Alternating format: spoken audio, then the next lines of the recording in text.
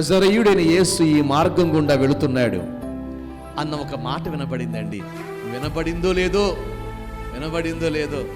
ఏమండి, అరవటం మొదలుపెట్టాడు. ఏమని అరుస్తూ మొదలెట్టాడు? దావీదు కుమారుడా యేసు, నన్ను దాటి వెళ్ళొద్దయ్యా. ఈ పక్క నుంచి వెళ్ళేవాళ్ళు అంటారు, బై రే ఆగగా ఆగ, ఏ అరుపులేంటి, ఆ కేకలేంటి? ఎందుకంటే ఏమండి, బెగ్గర్స్కి ఎవరైనా విలువిస్తారా? అదేదో ఒక చిన్న చూపు చూస్తూ ఉంటారు, అదేదో ఒక చిన్న అల్పమైన ఆలోచనలు కలిగి ఉంటారు. అలా అనుకోమాకండి. ఎప్పుడు మనకంటే ఎక్కువ ఆస్తి వాళ్ళ దగ్గర ఉంటుంది. నిజం, మనకంటే ఎక్కువ ఆస్తి వాళ్ళ దగ్గర ఉంటుంది. మన దగ్గర పుచ్చుకొని జాగ్రత్త చేసుకుని ఆస్తులు సంపాదించుకునే వాళ్ళు చాలా మంది ఉంటారు. వీడు గుడ్డివాడు కాబట్టి వీడిని అల్పంగా ఆలోచన చేసి అక్కడ ఉన్న వాళ్ళందరూ రాగరా ఏంటి అరుపులంటే కేకలండి, యేసు ప్రభు వారు వెళ్తున్నారా కూర్చో అని చెప్పి ఆయన్ని గదమాయించి కూర్చోబెట్టాలని ప్రయత్నం చేశారు. కానీ వీడు మామూలుడు కాదు. అతని పేరేంటి తెలుసా? అక్కడ రాయబడిన మాట మనం గమనిస్తే అతని పేరు అండి తిమ్మయ్యి కుమారుడగు బర్తిమయ్యి అనే ఒక గుడ్డి భిక్షవాడు అక్కడ ఉన్నాడండి. ఆ గుడ్డివాడిని అందరూ గదమాయించి కూర్చోబెట్టిన ఆగట్లా, ఇంకా గట్టిగా బిగ్గరగా కేకలేస్తున్నాడు, నజరేయుడైన యేసు నన్ను కరుణించు. వెంటనే యేసు ప్రభు వారు, ఒరే ఎవరు అడుస్తున్నారు అని తీసుకురండి. ఇదే మార్కు సువార్త 10వ అధ్యాయం 10, 49, 50. అప్పుడు యేసు నిలిచి వారిని పిలువడని చెప్పగా వారు ఆ గుడ్డి వారిని పిలిచి, ధైర్యం తెచ్చుకొను, ఆయన నిన్ను పిలుచుచున్నాడు. గట్టిగా స్తోత్రం చెప్పండి. ఆయన నిన్ను లెమ్ము వానితో చెప్పిరి. ఏం చేయమన్నారు వాణ్ణి? నువ్వులే, యేసు నిన్ను పిలుస్తూ ఉన్నాడు. ఈ రాత్రి ఈ మాటలు వింటున్న మీ జీవితంలో కూడా మీరు ఏ స్థితిలో ఉన్నారో నా యేసు పిలుస్తూ ఉన్నాడు. ఎందుకో తెలుసా? నీ జీవిత సమస్యలన్నిటిని విడుదల కలుగు చేయాలని, నీవున్న శోధన నుంచి నీకు విడుదల కలుగు చేయాలని, నిన్ను ఎంటాడుతున్న చీకట్ల నుంచి నీకు విజయాన్ని కలుగు చేయాలని నా యేసు ఒక పిలుపును ప్రకటించాడు. యేసు నిన్ను పిలుస్తూ ఉన్నాడు. లే, వాడు అనుకుంటున్నాడు, యేసు నా దగ్గరికి వచ్చి నాకేదైనా మేలు చేస్తాడు అనుకుంటే ఆయన నా కబురు పెట్టాడండి. సరే ఏమండి, యేసు పిలుస్తున్నాడన్న శబ్దం వినగానే వాడు ఏం చేశాడో తెలుసా? 50.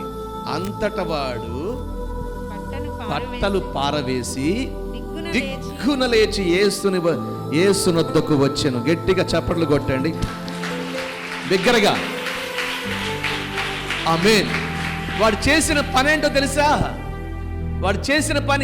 వాడు గుడ్డివాడు. వాడు కూర్చోడానికి ఏం వేసుకున్నాడు కింద? ఒక బట్టను వేసుకున్నాడు. వాడి పని రోజు అక్కడికి రావటం, ఆడు తెచ్చుకున్న క్లాత్ కింద వేసుకోవటం, తడుముకుని ఆ క్లాత్ మీద కూర్చోవటం. బాబో ఏదైనా సహాయం చేయండి బాబు, వీడి పని అది, ఆ వ్యక్తి పని. వాడు వీడు అంటున్నాం కానీ యేసు ప్రభువునే ఏమండి నిలిపి దేవుని చేత మేలు పొందుకున్నాడంటే మహాభక్తుడు. బైబిల్లో పేరెక్కిందండి బాబు. జీవ గ్రంథములో పేరెక్కడమే కాదు, పరిశుద్ధ గ్రంథములో కూడా పేరెక్కింది. అటువంటి వాడు చేసి అతను పేరెక్కడానికి గల కారణం ఏంటో తెలుసా? అతని అరుపులు కాదు, అతని కేకలు కాదు, అతను పిలిచిన విధానం కాదు. చాలా మంది అక్కడే ఆగిపోతారు. ఎక్కడ? దావీదు కుమారుడా నన్ను కరుణించు, దావీదు కుమారుడా నన్ను కరుణించు, దావీదు కుమారుడా నన్ను కరుణించు అని పిలవండి దాటి వెళ్ళిపోవడానికి ఇక్కడ వరకే బోధిస్తారు, ఇక్కడ వరకే ఆలోచన చేస్తారు, ఇక్కడ వరకే చేస్తారు.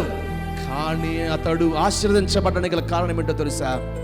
తానున్న ఏమండి బట్టను పారవేసి దిగ్గున లేచాడంటండి.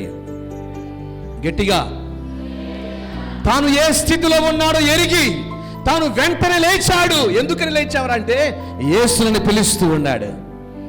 నన్ను బాగు చేయగలిగిన వాడు, నన్ను స్వస్థత కలుగు చేయగలిగిన వాడు, నన్ను ఆశీర్వదించే యేసు పిలుపు నాకు అందింది. నేను ఉన్న స్థితి నుంచి నేను వెళ్ళిపోవాలి. ఇంకెంతకాలం ఈ బట్ట దగ్గర కూర్చుంటారు? పక్కప అని చెప్పని తానున్న బట్టను పక్కన పారవేసి దిగ్గున లేచాడండి. ఆ యవనస్తురాలు చనిపోవడానికి గల కారణం పాపం. ఏమండి, యవన కాలంలో ప్రభుని తల్లిదండ్రులకి సంతోషంగా బ్రతకాల్సిన ఆమె, ఆయన ఒక సమాజపు అధికారి, తన తండ్రిని చూసుకుని లోకంలో విచ్చలవిడితనంగా జీవించింది. కలిగిన కారణం ఏంటో తెలుసా? కలిగిన స్థితి పాపం వల్ల వచ్చే జీతం మరణం. యవన కాల జీవితంలో గంతులు వేస్తూ కుటుంబానికి సంతోషాన్ని తీసుకురావాల్సింది నిద్రపోతా ఉంది ఈరోజు చనిపోయి. ఈ గుడ్డోడి కూడా చేసిన పని ఏంటో తెలుసా? ఏమండి, తాను ఏ స్థితిలో ఉన్నాడో ఎరిగి ఆ వస్త్రమును పారవేసి దిగ్గున లేచి యేసుని వెంబడించాను. ఈరోజు నువ్వు ఉన్న స్థితి నుంచి నువ్వు లెగవటానికి ఇష్టపడితే, నా యేసు వెలుగు నీ మీద ప్రకాశించును గాక.